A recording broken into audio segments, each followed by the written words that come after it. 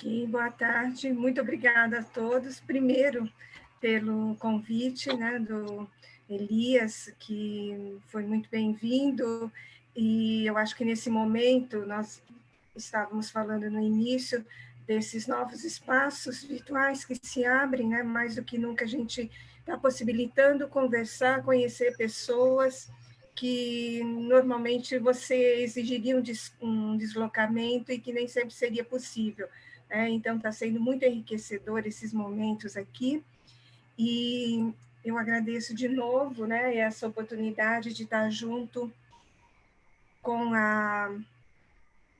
já ter ouvido, né, a professora Fátima, a Charlene, o professor Marcos, a professora Helena, então acho que a gente está complementando as falas e está muito interessante. Bom, vamos lá. Eu vou contar um pouquinho de como que eu cheguei aqui nesse universo de estar aqui com vocês, né?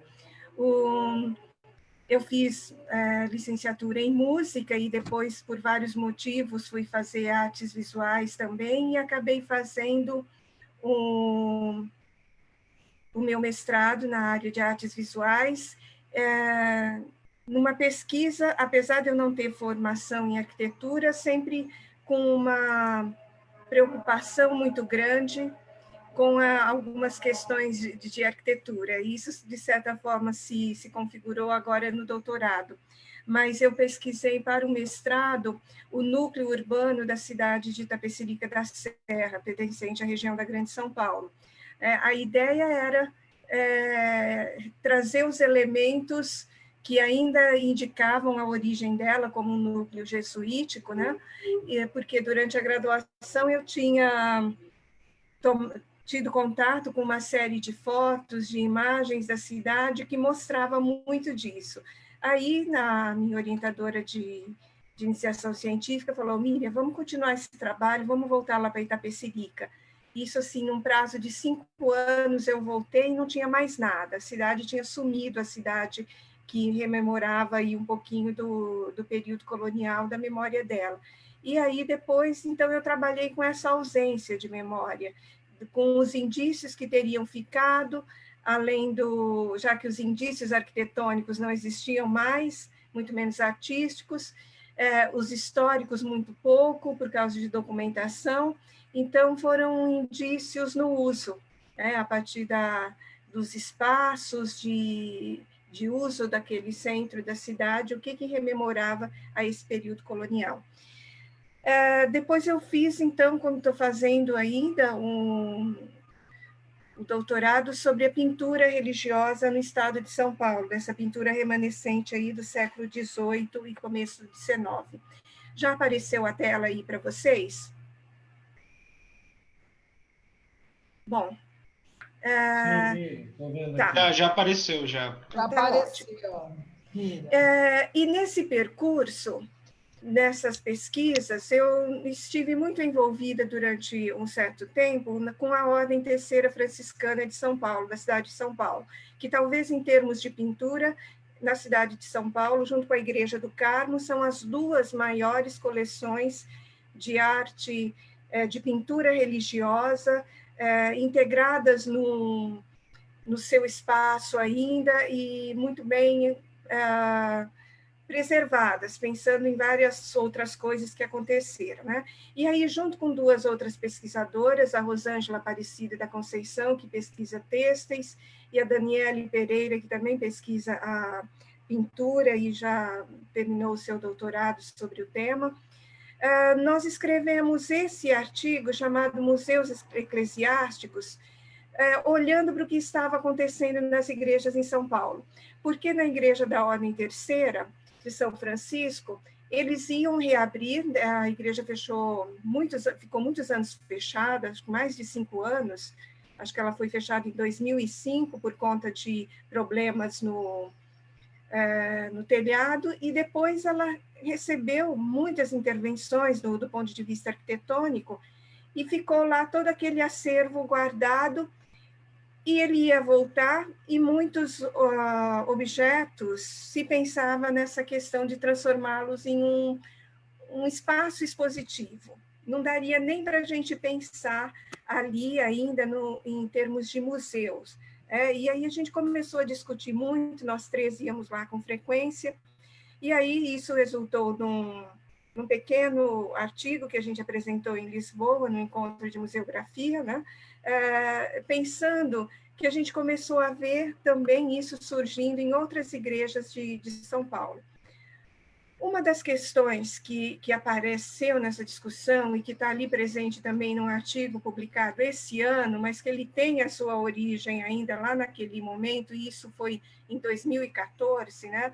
Junto com o professor Percival, a gente discutiu muito essas questões do museu, do sagrado, que foi já bem explorado aqui, que eu não vou me deter muito, mas essas questões de amplidão do conceito, do que expor, e uma coisa que muito nos incomodava e que era pensar a respeito dessa retirada dos objetos do local de origem, deles saindo não só nos espaços religiosos católicos, mas estendendo para os cristãos e até para os mais antigos, como da Grécia e da própria Roma, né? Dessa mudança, pensando aí no sagrado, num conceito mais amplo, não só do catolicismo. E aí, também, junto com isso, esse artigo da François Marresse veio muito com a história, muito próxima da história de São Paulo. Essa questão de você ter um grande número de museus, de objetos indo para espaços de museus, ao mesmo tempo que você tem uma grande quantidade de espaços sagrados, no caso das igrejas, desconsagradas e, no caso de São Paulo, demolidas. É notório o que aconteceu em São Paulo no começo do século XX, da grande quantidade de igrejas demolidas, né? Nesse afã de ser moderno, de mostrar que é uma cidade que está se modernizando. E nós achamos importantes também nos voltarmos e trazer isso para os irmãos franciscanos, que há não só as questões de museologia e de patrimônio, mas também as discussões a respeito dos bens culturais da igreja. Porque essa discussão, eu acho que ela é praticamente inexistente, pelo menos naquele momento, em 2014, ela muito incipiente, muito rasa em São Paulo. Você não tinha, nem sei como está no momento, eu acho que até algumas das questões que o Jair tem colocado aqui do Museu da Cúria Metropolitana, do museu não, do Arquivo da Cúria Metropolitana, vem nesse sentido, né? Que é uma legislação que protege esses bens culturais e que tem que se pensar nela. Do ponto de vista legal, estaria-se até indo contra uma legislação. E aí a gente tentou conversar um pouco disso com os irmãos, para eles pensarem nessa questão, que além de objetos ou de artefatos religiosos, do ponto de vista importante para religiosidade, aquilo também era um bem cultural, e que extrapola a igreja. E também um outro texto que nos foi muito importante, a gente já tinha contato com o André das Neves Afonso, de Lisboa, um português, e esse texto depois veio consolidar algumas questões que ele traz também essa discussão dos bens culturais, inclusive da questão da legislação, de toda essa discussão que a gente já fez, e traz algumas experiências de Lisboa. E aqui já pensando não só no museu como um espaço museu cultural, museu de ciência, ou museu de história, mas um museu eclesiástico, né? Com a sua interdisciplinaridade e nessa perspectiva comunitária dessa relação que a Charlene falou tão bem com a comunidade, como que esse objeto que ele está lá no museu, que ele sai da igreja, vai para o museu, depois volta, né? Então, essas relações, eu acho que são importantes, precisam de ser bem conduzidas, e que tudo isso me lembra também a discussão da semana passada, que é a respeito do que a gente tem que fazer para que tudo isso faça sentido, né? Então, os estudos e as investigações, né? O espaço para os pesquisadores que estão investigando isso, estudando, pensar na incorporação desses objetos, como que se dará, se realmente aquele objeto é museológico também, e aí passa um pouco, então, pelas questões que a Helena falou também, a questão do inventário e da documentação, que a gente não pode esquecer, e que foi apresentado aqui todo o trabalho feito, você tem que conhecer essas peças. Então, o trabalho aí do Museu Arquidiocesano de Arte Sacra vai nesse sentido, a conservação dessas peças, a segurança, que também já foi falado aqui do roubo, que os objetos religiosos católicos são brasileiros, no caso, estão entre os mais bem valorizados, né? A interpretação e a exposição, como montar, como mostrar, como falar de tudo isso para as pessoas, né? Que é outra questão muito importante. E a educação do ponto de vista de entender o que é aquele museu, o que está colocado lá, e como você, qual o seu lugar naquele espaço. E aí é interessante, porque o André traz o exemplo de alguns museus em Portugal, que, no caso, a nossa colega Rosângela aproveitou e foi visitar alguns, como, por exemplo, o Museu de Óbidos, que ele está no que antes era a igreja. A gente tem alguns casos que depois eu vou mostrar, geralmente o museu ele está ligado a um espaço lateral, a um outro espaço que é construído perto, ou um espaço até fora. Mas a gente tem nas igrejas que perderam, as que foram desconsagradas, a gente tem um aproveitamento de espaços, né, para fazer esse espaço museológico, e que aí tem que se pensar em como expor isso. É certo? É errado? Eu não sei. Eu acho que a questão dos espaços envolve muita significação para a comunidade. Se aquele espaço, aquela igreja não tem sentido, ou ele está perdendo, ele tem que viver na memória de alguma forma. E talvez os espaços, então, possam ser plenamente ocupados como esse registro de memória de um lugar, né? Tanto que em Óbidos, né, nós temos aí aqui embaixo à esquerda na imagem, no meio da nave está colocada uma carruagem, né, que faz parte da história da cidade, da antiga da matriz, um espaço não religioso, não sagrado, não é um objeto, um artefato não religioso, mas que está colocado nesse espaço, ele se relaciona com essa história. E eu acho que toda essa discussão desses espaços, do porquê que esses objetos estão lá, seja ainda um espaço de uso religioso para o culto, ou não seja mais, seja o espaço só do museu, a gente tem que discutir, tem que explicar para as pessoas por que ele tem que ficar lá. E mesmo que aquela comunidade não seja católica.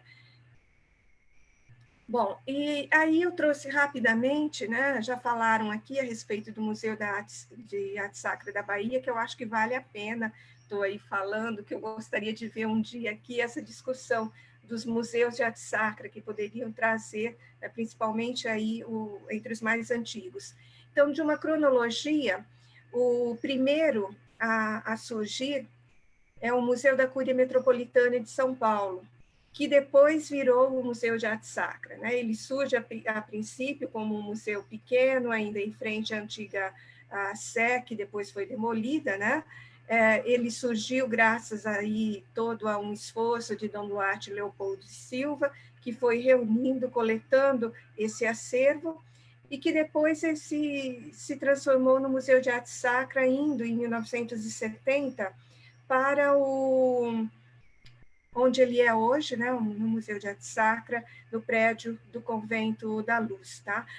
Anterior a essa plena organização do Museu de Arte Sacra de São Paulo, que ele passou um período aí fechado, desorganizado, nós temos, então, o Museu de Arte Sacra da Bahia, que vai surgir em 1959. Bom, aí o Mosteiro da Luz, né, isso ainda no final do século XIX, e depois como ele é hoje, né, e que ele abriga ainda, na parte, metade é o Museu de Arte Sacra, e o restante ainda é a igreja e o convento das Carmelitas Descalças. Como ele é um espaço que se aproveita dos espaços intermediários não ocupados pelas irmãs, então ele monta, inclusive tem exposições temporárias. Esse espaço aqui, à direita dessa imagem maior, é onde era a antiga igreja, tanto que ele ainda abriga aí o antigo altar do Convento da Luz.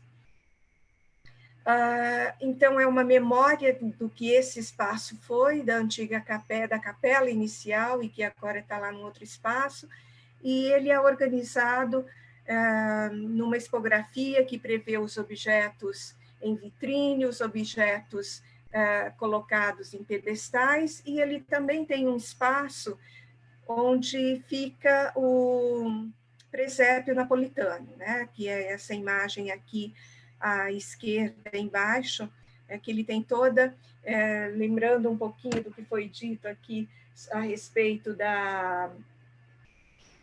das expografias, né, dos efeitos de luzes, de sombra, desses cenários que são criados. Então, esse espaço do Museu Napolitano, do presépio napolitano, ele se aproveita de todos esses recursos mais contemporâneos para se mostrar. E depois do Museu de Arte Sacra de São Paulo, olha, eu estou me atendo àquilo que eu conheço, apesar de conhecer o Museu de Arte Sacra da Bahia, não conheço ainda do Rio, mas eu achei importante mostrar um pouquinho para vocês das experiências de São Paulo, para a gente pensar em como esses caminhos vão se seguir, né? E eu não mencionei aqui, mas eu acho importante destacar um outro museu de arte sacra, que é o Museu de Belém do Pará, que está lá na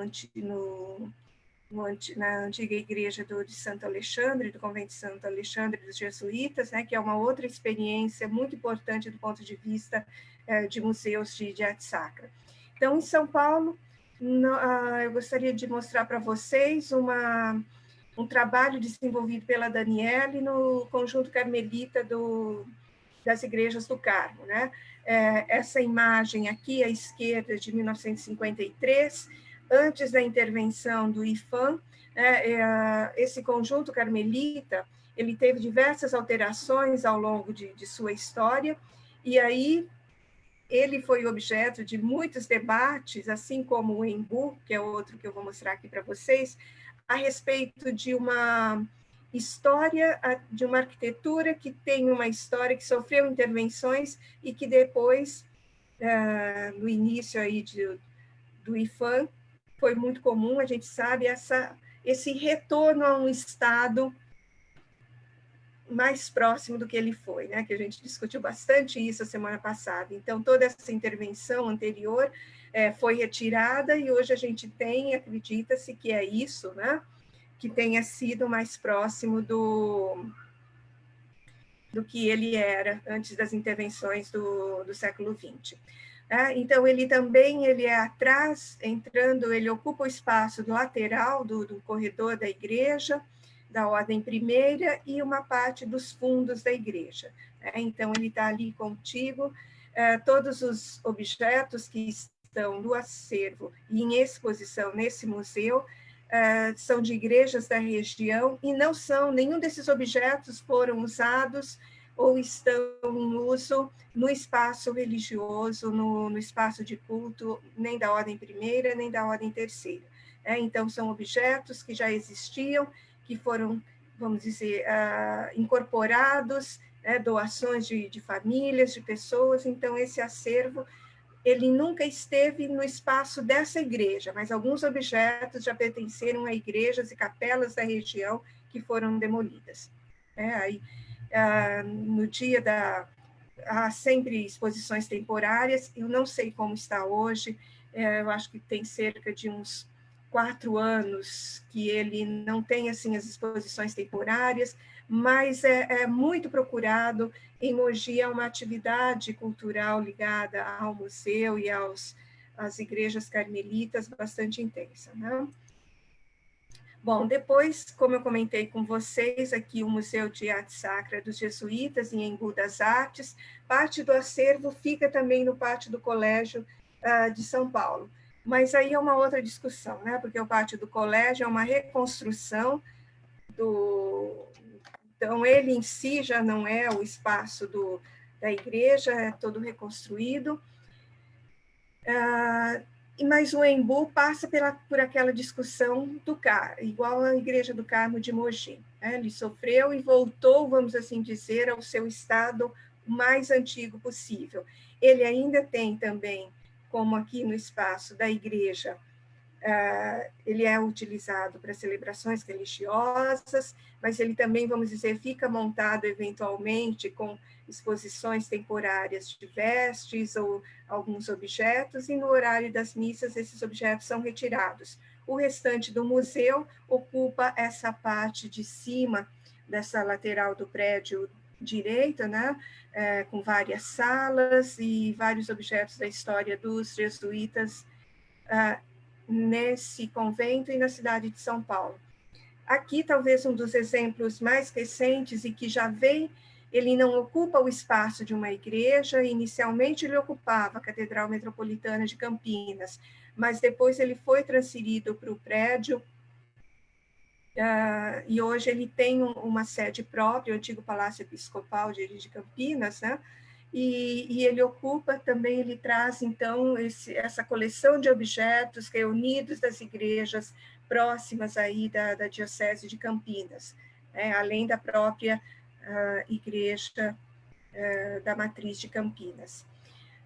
O Museu de Arte de Santos, de Arte Sacra de Santos, que ele ocupa também um antigo prédio aqui dos beneditinos, né, do convento do Mosteiro dos Beneditinos de Santos.